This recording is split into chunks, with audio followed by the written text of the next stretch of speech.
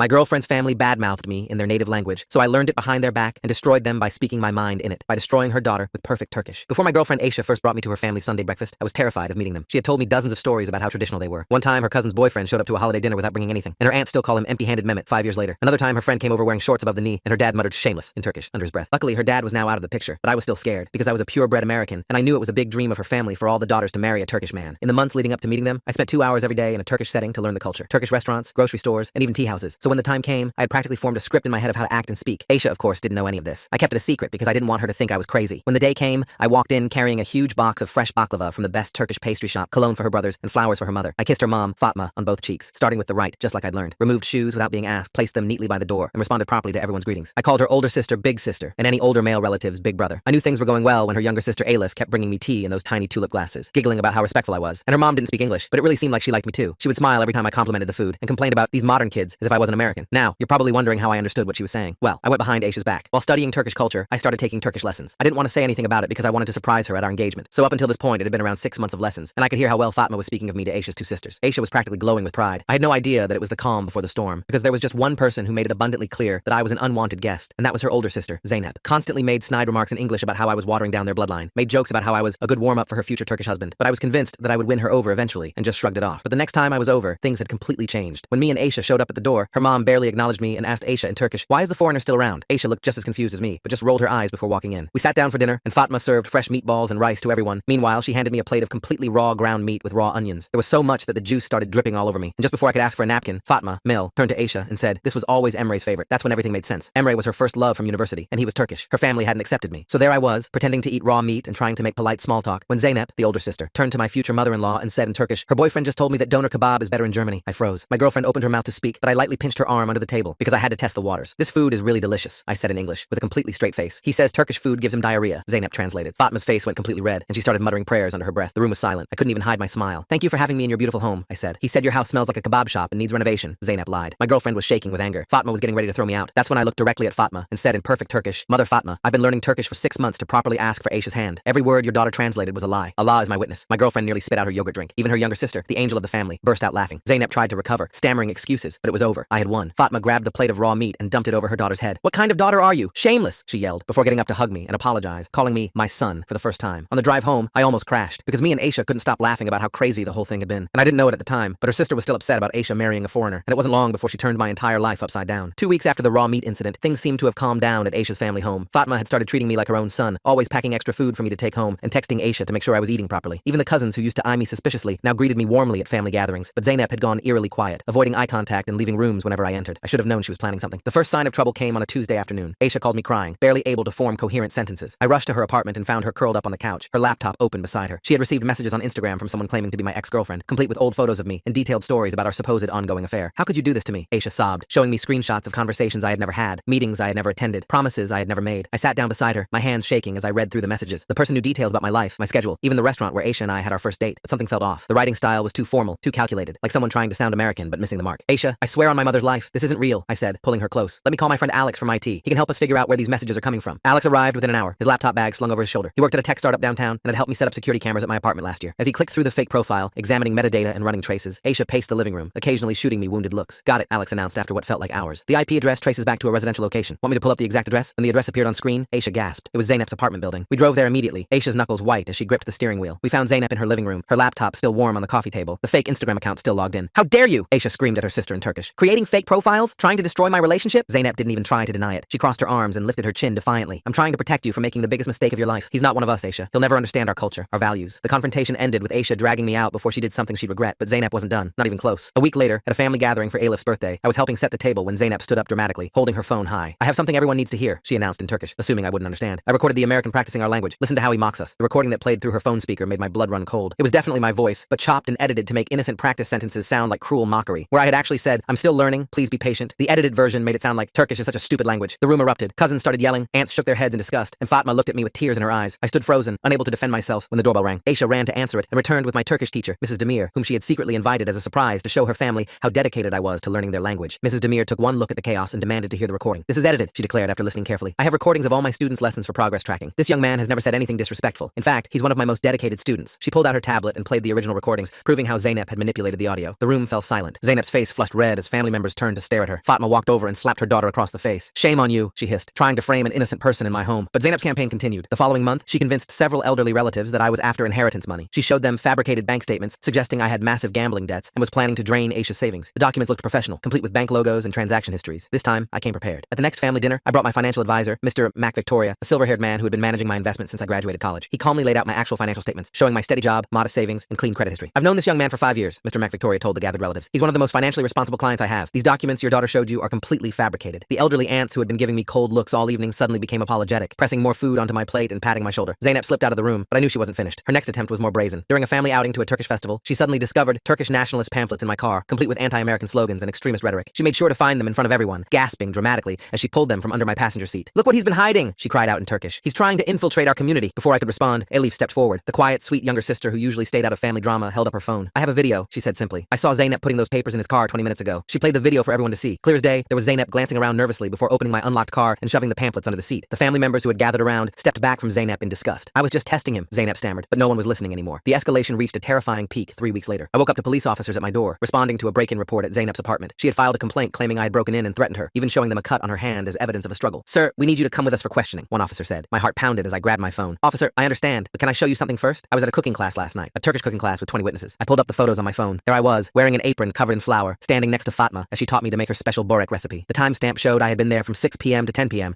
exactly when Zainab claimed the break-in occurred. The cooking school confirmed my attendance, and several other students vouched for my presence. The officers exchanged glances. "We'll need to have a word with Ms. Zainab," one of them said. Later, I learned that Zainab had injured her own hand with a kitchen knife to make her story believable. The police found no evidence of forced entry, no fingerprints, nothing to support her claims. She received a warning about filing false reports. The final confrontation came at Aisha's birthday party. The entire extended family had gathered at Fatma's house, the tables overflowing with traditional dishes. I had spent days preparing my speech in Turkish, ready to formally ask for Aisha's hand in marriage in front of everyone. I noticed Zainab hovering near the food table, shooting me dark looks. When Fatma called everyone to eat, I reached for the plate she handed me, a beautiful arrangement of lamb kebab and rice. But Elif suddenly appeared at my elbow. "Take mine instead," she whispered urgently. "Trust me." I switched plates with her just as Zainab turned to watch. Elif took a large bite of what should have been my food and immediately started choking. Her face turned red as she gasped for water, tears streaming down her cheeks. The food had been loaded with enough salt and hot pepper to make it inedible. "What's wrong with the food?" Fatma cried, rushing over. Elif, still coughing, pointed at Zainab. "She put extra salt and pepper on that plate. I saw her. It was meant for him." She gestured at me. The room went deadly quiet. Zainab stood frozen, her face pale. That's when I reached into my jacket and pulled out a small notebook. "I've been documenting everything," I said in clear Turkish, making sure everyone could hear. "Every lie, every scheme, every attempt to break up my relationship with Aisha. Elif has been helping me, and so have some of the cousins who are tired of watching Zainab's behavior." I handed the notebook to Fatma. Inside were dates, times, screenshots, and witness statements. Everything from the fake Instagram profile to the false police report was meticulously documented. Several cousins stepped forward to confirm they had seen Zainab's various schemes and were willing to testify to her behavior. Fatma's hands shook as she read through the evidence. When she looked up at Zainab, her face was a mask of fury and disappointment. "You have dishonored our family," Fatma said, her voice deadly quiet. "You have lied, schemed, and tried to harm a guest in my home. Worse, you have tried to destroy your own sister's happiness." "But Mama, he's not Turkish," Zainab protested desperately. "I was trying to protect our family. The only person our family needs protection from is you," Fatma replied. "You are no longer welcome at family gatherings until you apologize to both your sister and her boyfriend, and that apology better be sincere." Zainab looked around the room for support, but found only disappointed faces. Even the relatives who had initially been skeptical of me now looked at her with disgust. She grabbed her purse and fled, tears streaming down her face. The party continued without her, though the mood was subdued. I gave my speech asking for Aisha's hand, and Fatma tearfully gave her blessing. The engagement was official. Months passed without word from Zainab. She missed Eid celebrations, family birthdays, and weekend gatherings. Fatma held firm to her banishment, despite Aisha's occasional attempts to soften her mother's stance. Finally, at our engagement party 6 months later, Zainab appeared at the door. She looked different, humbled, her usual prideful posture replaced with genuine remorse. She approached our table where Aisha and I sat with Fatma and Elif. "I need to say something," she began in Turkish, then switched to English so I could understand every word. "I was wrong, completely, terribly wrong. I let my prejudice and jealousy cloud my judgment. I was jealous that my younger sister found love before me, real love, and I couldn't accept that it was with someone outside our culture." She turned to me directly. "You've shown more respect for our family and traditions than some Turkish men I know. You learned our language, our customs, our food. You've made my sister happy in a way I've never seen before. I'm sorry for everything I put you through." The room was silent, everyone waiting for my response. I stood up and replied in fluent Turkish, my accent much improved from months of practice. "Zainab, I accept your apology. Family is everything, and you're Aisha's family, which means you're my family too. Let's start fresh." Zainab's eyes filled with tears. For the first time since I'd met her, she smiled at me genuinely. Then she did something that shocked everyone. She walked to the tea station, prepared a glass of Turkish tea exactly the way I liked it. Not too sweet, not too strong, and brought it to me. "Welcome to the family," she said, serving me properly for the first time. The room erupted in applause. Fatma wiped tears from her eyes. Aisha squeezed my hand under the table, and even Elif, our quiet ally through everything, smiled broadly. As I sipped the tea Zainab had served me, I realized that sometimes the hardest battles aren't won through force, but through patience, truth, and the slow building of trust. Looking around at the faces of my future family, all finally united in celebration, I knew that every challenge had been worth it. The path to acceptance hadn't been easy, but it had led me here, to this moment, surrounded by the people who would become my family, not by blood, but by choice. The engagement party celebration continued late into the night, with relatives dancing and singing traditional songs. I thought we had finally reached peace, but as Aisha and I were helping clean up, my phone buzzed with a text from an unknown number. The message contained a single photo that made my stomach drop. It was a picture of me from college, at a party where I'd had too much to drink, looking disheveled and holding a beer bottle. The caption read, "Your family should know who you really are." I deleted the message immediately, telling myself it was nothing. But over the next few days, more photos appeared. Pictures from spring break trips, college parties, moments I barely remembered. Each one carefully selected to make me look irresponsible, reckless, unsuitable for a traditional Turkish family. The sender always used different numbers, making them impossible to block effectively. Aisha noticed my increasing anxiety. During dinner at her favorite Turkish restaurant, she reached across the table and took my hand. What's wrong? You've been checking your phone constantly. I wanted to tell her, but something held me back. After everything we'd been through with Zeynep, I didn't want to bring more drama into our lives. Just work stuff, I lied, forcing a smile. The photos escalated. Someone had edited them to make them look worse than they were. A picture where I'd been holding a glass of water now showed a whiskey bottle. A photo with female classmates from a study group was cropped to look intimate. Whoever was doing this had skill with photo manipulation. 3 weeks after the engagement party, the photos reached Fatma. She called Aisha in tears, demanding an explanation for the shameful images someone had slipped under her door. The photos came with typed notes in Turkish, describing wild parties, inappropriate relationships, and irresponsible behavior. Aisha drove us to her mother's house immediately. Fatma sat in her living room, the photos spread across her coffee table, her face a mixture of disappointment and confusion. The cousins had gathered, whispering among themselves. Even Alif looked troubled. Explain these, Fatma said coldly, gesturing at the photos. I picked them up one by one, my hands trembling. Mother Fatma, these are from my college years, but they've been edited. This one, I was at a study group, not a party. This one, that's not alcohol. It was water. Someone is manipulating these images. Who would do such a thing? One of the aunts asked. Before I could answer, Zeynep walked in. She looked at the photos and gasped. I had nothing to do with this, she said immediately. I gave my word. I would never. For once, I believed her. The look of genuine shock on her face couldn't be faked. But if not Zeynep, then who? The answer came from an unexpected source. Aisha's cousin Murat, who worked in cybersecurity, offered to help trace the source of the photos. He spent hours analyzing the metadata, tracking email trails, and examining the edited images. What he found shocked everyone. The photos were sent from an email account registered to someone named Emre Yilmaz, Murat announced at the next family gathering. The room went silent. Emre, Aisha's ex-boyfriend from university. The one whose favorite food had been raw meat with onions. The one her family had hoped she would marry. That's impossible, Aisha said, her voice shaking. Emre moved to Germany years ago. We haven't spoken since we broke up, but Murat had more evidence. He's been back in the country for 6 months. And look at this. He showed us social media posts from Emre's accounts, carefully hidden from Aisha, but visible to others. Posts about reclaiming what was stolen and fixing past mistakes. The family erupted in discussion. Some relatives thought we should confront Emre directly. Others wanted to involve the authorities. Fatma sat quietly, processing this information about the man she had once considered a perfect son-in-law. I made a decision. Let me handle this, I said in Turkish. This is between me and him. Aisha grabbed my arm. We handle this together. We tracked down Emre's workplace through Murat's research. He was working at an import-export company downtown, specializing in Turkish goods. When we arrived at his office, the receptionist informed us he was in a meeting. We waited. When Emre finally emerged, he stopped dead upon seeing us. He looked older. His university good looks faded into something harder. His eyes moved from Aisha to me, and his expression darkened. We need to talk, Aisha said firmly. Emre led us to a small conference room. He sat across from us, his posture defensive. I heard you got engaged, he said in Turkish, not looking at me. Congratulations. Cut the act, Aisha snapped. We know about the photos. We know you've been sending them to my family. Emre's facade cracked slightly. I don't know what you're talking about. I pulled out my phone and showed him the messages, the photos, the evidence Murat had gathered. His jaw tightened as he realized we had proof. You left me, he said suddenly, turning to Aisha. 5 years we were together. Our families had plans. Then you threw it all away for your career, and now you're marrying this foreigner? I left you because you were controlling, Aisha shot back. Because you tried to tell me what to wear, who to talk to, where to work. And now you're stalking me? The confrontation grew heated. Emre stood up, pacing the small room. Your family welcomed me. Your mother treated me like a son. Then you humiliated me by leaving. Do you know what people said? That I couldn't keep my woman in line, that I was weak. So you decided to destroy my relationship? I asked, keeping my voice calm despite my anger. He turned to me with contempt. You don't belong in our community. You're playing dress up, learning a few words, bringing some baklava, but you'll never be one of us. He's more Turkish than you'll ever be, Aisha said fiercely. He respects our culture without using it as a weapon. He learned our language to communicate, not to control. He honors our traditions without twisting them. Emre laughed bitterly. We'll see how long that lasts. When the novelty wears off, when he gets tired of pretending, you'll come running back. We left without another word. But I knew this wasn't over. Men like Emre didn't give up easily, especially when their pride was wounded. The harassment intensified. Emre began showing up at places we frequented. The Turkish restaurant where Aisha and I had our first date. The tea house where I practiced my language skills. The grocery store where I bought ingredients for Turkish dishes. Always watching from a distance, making sure we saw him. He started spreading rumors in the Turkish community. Stories about my wild past, my disrespect for tradition, my true intentions with Aisha. Some people who had been warming up to me grew cold again. Whispers followed us at community events. One evening, while teaching me to make Turkish coffee, Fatma sighed heavily. People are talking, she said quietly. Some of the families are saying we should reconsider the engagement. My heart sank. After everything we'd overcome with Zeynep, to face this again felt unbearable. But Fatma continued. I told them they're fools, that actions speak louder than gossip, but you should know what's being said. The situation escalated when Emre somehow obtained my work email and began sending messages to my colleagues. Professional-looking emails suggesting I was unreliable, that I had cultural conflicts that affected my work, that I was planning to leave the country soon. My boss called me in, confused by the strange communications. I showed him the evidence of harassment, and he was understanding, but the stress was mounting. Aisha was receiving messages too, old photos of her and Emre together, reminders of their past relationship, suggestions that they were meant to be. We decided to take action. With Murat's help, we documented everything. Every sighting, every message, every rumor traced back to its source. We built a comprehensive file of Emre's harassment campaign, but Emre was clever. He never directly threatened us, never crossed legal lines. Everything could be explained away as coincidence or misunderstanding. The police said without direct threats, there was little they could do. The breaking point came during a large family gathering at a banquet hall. It was a celebration for one of Aisha's cousins' graduations. The entire extended family was there, along with many family friends. I was in the middle of a conversation with some uncles about Turkish football when Emre walked in. He wasn't invited, but he acted like he belonged, greeting people warmly, shaking hands, kissing cheeks. Many remembered him fondly from when he dated Aisha. He worked the room like a politician, and I watched Aisha's face pale as he approached our table. Fatma Ann, he said warmly, using the familiar term for mother. You look wonderful. I've missed your cooking. Fatma shifted uncomfortably. Emre, this is a private family event. Am I not family? He asked, his voice carrying just enough hurt to make people notice. After all those years, I just wanted to pay my respects. He turned to the graduation boy, pulling out an envelope. For your future, he said generously, handing over what was clearly a substantial gift. The gesture was calculated, making him look gracious while putting us in an awkward position. Throughout the evening, he worked to undermine me subtly. When I spoke Turkish, he would correct my pronunciation with false concern. When I helped serve tea, he mentioned how he used to do it properly. When younger relatives talked to me, he would interrupt with stories about his own experiences with their families. Aisha was seething. I could see her hands clenched under the table, but causing a scene would only play into his hands, make us look like the aggressors. So we endured. As the evening wore on, Emre grew bolder. During a quiet moment, he approached our table directly. You know, he said conversationally, loud enough for nearby tables to hear. I've been thinking about moving back to the neighborhood, maybe opening a business, Turkish cultural center, something to preserve our traditions properly. The implication was clear. He intended to become a permanent fixture in our lives. That's when Elif surprised everyone. Quiet, sweet Elif stood up and faced him. Emre, do you remember when you dated my sister? She asked innocently. He smiled, thinking she was an ally. Of course, good times. Do you remember the bruises? She continued, her voice still sweet, but now carrying steel. The ones she covered with makeup? The time she cried after your fights? The way you grabbed her arm at my birthday party when she talked to her male colleague? The room had gone quiet. Emre's face flushed. That's not, you're misremembering. I have photos, Elif said simply. I was young, but I wasn't stupid. I documented everything because I was scared for my sister. Should I show everyone? Aisha stared at her sister in shock. She'd never told her family about that aspect of their relationship. Too ashamed, too proud. But Elif had known, had watched, had prepared. Emre looked around the room, seeing the shifting expressions, the warmth he'd cultivated evaporating as people reassessed their memories. This is ridiculous, he blustered. I'm being slandered. Zainab stood up next. I believe Elif, she said firmly. I remember things too. Things I dismissed at the time. The way Aisha changed when you were together. The way she became quieter, more careful. One by one, family members began speaking up. Small things they'd noticed but never connected. The controlling behavior disguised as tradition. The jealousy masked as protection. The manipulation presented as love. Emre's carefully constructed image crumbled. He turned to Fatma desperately. You know me. You wanted us to marry. Tell them this isn't true. Fatma stood slowly, her face grave. I wanted my daughter to marry a good Turkish man, she said quietly. I was blinded by your manners, your family name, your traditions. But a man who hurts women is not a good man, Turkish or otherwise. She turned to me. This one, she said, pointing at me, has shown more genuine respect in 1 year than you showed in 5. He learned our language to understand us, not to control us. He follows our customs out of love, not manipulation. That is the difference. Emre left in disgrace, his reputation in the community shattered. But I knew he wouldn't give up easily. Wounded pride was dangerous, especially in someone who'd shown violent tendencies. The next few weeks were tense. Emre's harassment became less subtle. Dead flowers left on Aisha's car. Anonymous calls to my workplace making false complaints. One morning, I found my car tires slashed, though we couldn't prove it was him. We varied our routines, stayed vigilant, documented everything. The family rallied around us, creating a protective network. Cousins escorted Aisha to her car after work. Uncles happened to be around when I left Turkish classes. Even Zainab appointed herself as a guardian, using her knowledge of manipulation to anticipate Emre's moves. The final straw came when Emre attempted to sabotage my job directly. He showed up at my workplace claiming to be a client, demanding to speak to my superiors about my unprofessional conduct. He had fabricated emails, created false testimonies, built an elaborate lie designed to destroy my career. But we were ready. Murat had been monitoring Emre's digital footprint, tracking his preparations. We had warned my employer, provided evidence of the harassment campaign. When Emre arrived with his false allegations, security was waiting. The confrontation in my office building's lobby was brief but decisive. Emre, faced with security and the threat of legal action, finally snapped. He lunged at me, screaming in Turkish about honor and theft and rightful places. Security restrained him as my colleagues watched in shock. His physical attack, witnessed by dozens of people and caught on security cameras, was the evidence we needed. The police finally had grounds to act. Emre was arrested, charged with assault and harassment. The Turkish community, now fully aware of his true nature, turned their backs on him completely. At the trial, Aisha testified about their past relationship, finally free to speak the truth. Elif presented her documented evidence. Family members spoke about the recent harassment. My colleagues testified about the workplace incidents. The judge issued a restraining order and mandated counseling. Emre's family, mortified by the publicity, sent him back to Germany immediately after the trial. His business connections in the Turkish community severed, his reputation destroyed. The man who had tried to use tradition as a weapon found himself exiled by the very community he claimed to protect. In the aftermath, something beautiful happened. The Turkish community that had been divided by gossip and manipulation came together. Older women approached Aisha to share their own stories of controlling relationships. Younger ones thanked her for speaking up. The conversation shifted from tradition versus modernity to respect versus control. Fatma organized a special dinner to formally welcome me into the family again. This time, there were no tests, no skepticism, no hidden agendas, just acceptance. She served me her special lamb stew, the one she only made for family. As I ate, she patted my hand. You fought for my daughter, she said simply. Not with fists, but with patience. Not with anger, but with truth. That is real strength. Zainab, who had become an unexpected ally, raised her tea glass. To family, she said in English, smiling at me. Real family, the kind you choose and fight for. The room echoed with agreement. As I looked around at these people who had become my family through trial and conflict, I realized that every challenge had been a test, not of my Turkish knowledge or cultural performance, but of my character. And somehow, with their help, I had passed. But the story wasn't quite over. There was still one more chapter to write, one more bridge to cross. Our wedding approached, and with it, the final integration of two cultures, two families, two lives into one. The hardest battles were behind us, but the most important celebration lay ahead. The wedding preparations became a battleground I never expected. 3 months before our ceremony, Fatma called a family meeting to discuss traditions. The living room filled with aunts, uncles, and cousins, all with opinions about how a proper Turkish wedding should proceed. I sat between Aisha and Elif, watching the debate unfold. The first conflict arose over the henna night. Fatma insisted on a traditional women-only celebration, while Aisha wanted something modern where I could attend. The aunts argued for hours, voices rising, tea glasses clinking aggressively on saucers. Zainab, surprisingly, defended our preference for a mixed gathering, earning sharp looks from the older generation. Then came the guest list drama. Fatma had already invited 300 people from her side alone. My parents, flying in from Ohio, had 20 names. The imbalance sparked whispers about the American family's coldness and lack of community. I spent evenings calling distant relatives I barely knew, begging them to attend just to even the numbers. The venue selection turned into another minefield. Every location Aisha and I chose got rejected for different reasons. Too modern, not enough space for dancing, no proper kitchen for Turkish food preparation, wrong neighborhood. After visiting 15 venues, we finally found one that satisfied everyone, only to discover Emre's uncle owned the catering company typically used there. That discovery led to a heated family conference. Some relatives insisted we couldn't risk any connection to Emre's family. Others argued that avoiding every business his extended family touched would be impossible. Murat researched alternative caterers, while aunts debated in the kitchen, their voices carrying through the walls. The situation worsened when we discovered someone had been calling vendors, claiming the wedding was canceled. The florist, the musician, even the imam had received anonymous calls. Each time, we had to visit in person, bringing family members as witnesses to confirm our plans. The stress showed on Aisha's face as she juggled work and constant damage control. My parents arrived 2 weeks before the wedding, eager but overwhelmed. My mother's attempts at Turkish greetings charmed Fatma initially, but cultural clashes emerged immediately. She brought pork sausages as gifts from a local farm, not knowing. She wore shoes in the house the first day. She hugged Aisha's male cousins, causing scandalized whispers. I became a full-time translator and cultural mediator. During a dinner at Fatma's house, my father asked for beer. The room went silent. I quickly explained he meant ayran, the yogurt drink, though he definitely hadn't. My mother complimented the food by saying it was almost as good as Greek food, nearly causing an international incident. The bachelor party planning revealed more divisions. My American friends friends wanted typical activities, while Turkish tradition demanded something more family-oriented. We compromised on a dinner at a Turkish restaurant, but tensions flared when my college roommate made jokes about belly dancers. Aisha's male cousins exchanged dark looks, while I desperately changed the subject. Meanwhile, Aisha dealt with her own struggles. The traditional gold gifting ceremony became competitive, with aunts trying to outdo each other. Someone always mentioned how much more gold Emre's family would have given. Aisha bit her tongue through countless comparisons, while I watched helplessly from across the room. A week before the wedding, disaster struck. The musician called to say his van had been vandalized, his instruments destroyed. The replacement band we found played a completely different style. Then the florist reported a break-in where only our order had been tampered with. The coincidences felt too pointed to be random. Murat's investigation revealed the truth through security footage from nearby businesses. Emre's cousin, seeking revenge for his family's humiliation, had orchestrated the sabotage. The family erupted in fury, but involving police would mean delays, scandal, and exactly the kind of drama we wanted to avoid. Instead, the family network activated. Zeynep used her connections to find a better musician. Elif coordinated with young cousins to guard vendor locations. Uncles took shifts watching the venue. The Turkish community's response to the threat was swift and unified, turning our wedding into a protected event. My parents, witnessing this mobilization, finally understood the strength of Turkish family bonds. My mother stopped complaining about the guest list size. My father began learning key Turkish phrases, practicing with Fatma's coaching. The crisis had unexpectedly bridged cultural gaps. The henna night arrived with its own challenges. Aisha's hands shook as artists applied intricate designs. Traditionally, the bride cries during this ceremony, but Aisha's tears seemed too real. Later, she admitted she'd received a message that day, a photo of her and Emre from years ago with "Remember when you were happy" written across it. We traced the message to a burner phone, but the damage was done. Aisha spent the night before our wedding questioning everything. I found her at 3 a.m. in her childhood room at Fatma's house, looking through old photos. We talked until sunrise about fears, dreams, and the weight of family expectations. The wedding day dawned with controlled chaos. 500 guests required military-level coordination. My side occupied 3 tables. Aisha's filled the rest of the ballroom. The contrast was stark, but no longer embarrassing. My small family had proven their commitment through the trials we'd faced. During the ceremony, just as the imam began speaking, a commotion erupted at the back of the hall. Emre's mother had arrived uninvited, dressed in funeral black. Security moved to escort her out, but Fatma raised her hand. In a move that shocked everyone, she walked to her former friend, spoke quietly, then led her to a seat in the back. Even grief deserves witness, Fatma explained later. The woman sat silently through the ceremony, leaving immediately after. Her presence, instead of ruining the moment, somehow made our union feel more significant, more hard-won. The gold gifting ceremony became overwhelming. Relatives pinned so much jewelry on Aisha that she could barely stand. Each piece came with whispered blessings and sometimes warnings. "Don't forget your culture," one aunt murmured. "Make your husband understand our ways," said another. I watched Aisha bear the weight gracefully, understanding now what she carried for both of us. My parents' speech surprised everyone. My father had memorized a Turkish blessing, pronouncing each word carefully. My mother presented Aisha with my grandmother's pearl necklace, explaining in broken Turkish its 100-year history. Fatma wiped tears, finally seeing my family's effort to bridge worlds. The dancing began with traditional Turkish music. I'd practiced for months, but still stumbled through the steps. Relatives cheered my attempts, no longer mocking but encouraging. When American music finally played, Aisha's family watched in amazement as my reserved parents transformed into enthusiastic dancers. Near midnight, Elif pulled me aside urgently. She'd noticed someone filming guests with professional equipment, asking strange questions about our relationship. Murat investigated and discovered a blogger known for exposing fake multicultural marriages had infiltrated the wedding. We quietly had security remove him, but not before he'd gathered hours of footage. The incident reminded us that our challenges weren't over. The marriage certificate didn't end the scrutiny, the cultural negotiations, or the need to prove ourselves. But looking at Aisha laughing with my mother, watching Zeynep teach my father Turkish dance moves, seeing Fatma beam with pride, I knew we'd built something stronger than opposition. As guests began leaving, carrying plates of leftover food Fatma insisted they take, the weight of the journey hit me. From that first terrifying breakfast to this moment, every challenge had shaped us. The fake profiles, the edited recordings, the sabotage attempts, the family conflicts, all had forced us to fight for our choice. Aisha found me on the balcony, still wearing her heavy wedding dress. We stood together, watching the last guests depart. Her hand found mine, the henna now faded, but still visible. Below us, my parents helped Fatma clean up, communicating through gestures and smiles when words failed. "No regrets?" Aisha asked, leaning against my shoulder. I thought about everything we'd endured, everything still ahead. The blogger's footage would surface eventually. Emre's family's resentment wouldn't disappear. Cultural misunderstandings would continue. My Turkish would never be perfect. Her family would always compare. The challenges were real, ongoing, permanent in some ways. But so was this. Fatma calling me son as she hugged goodbye. My parents planning their next visit, determined to learn more Turkish. Elif texting me funny memes about cultural confusion. Zeynep defending us fiercely to anyone who questioned our marriage. Murat teaching me Turkish card games. The cousins accepting me not as the American who married in, but simply as family. The next morning, we found wedding gifts piled in Aisha's apartment. Among them, a carefully wrapped package with no card. Inside was a traditional Turkish coffee set, ornate and expensive. We never discovered who sent it, though Aisha suspected it was from someone who couldn't publicly support us, but wanted to acknowledge our union. That afternoon, my parents insisted on taking Fatma to an American diner before their flight. Watching her try to eat pancakes with knife and fork, while my mother demonstrated the proper syrup pouring technique, I realized integration worked both ways. Fatma left with a box of maple syrup and promises to visit Ohio. The blogger's article appeared a week later, questioning our marriage's authenticity with selectively edited footage. But the Turkish community's response surprised us. Comments flooded in defending us, sharing their own multicultural marriage stories, calling out the blogger's bias. Zeynep led the charge, her social media skills finally used for good. We settled into married life with its unique rhythms. Sunday breakfasts at Fatma's continued, but now my parents joined via video call. Turkish lessons shifted from survival to nuance. Family gatherings became less about proving myself and more about simply being present. The integration was messy, imperfect, but real. 3 months later, at Elif's university graduation, I gave a speech in Turkish. Not perfect, accent still noticeable, but fluent enough to express pride in my sister-in-law's achievements. The family cheered, not for my language skills, but for the sentiment behind them. That's when I knew we'd moved beyond performance to genuine belonging.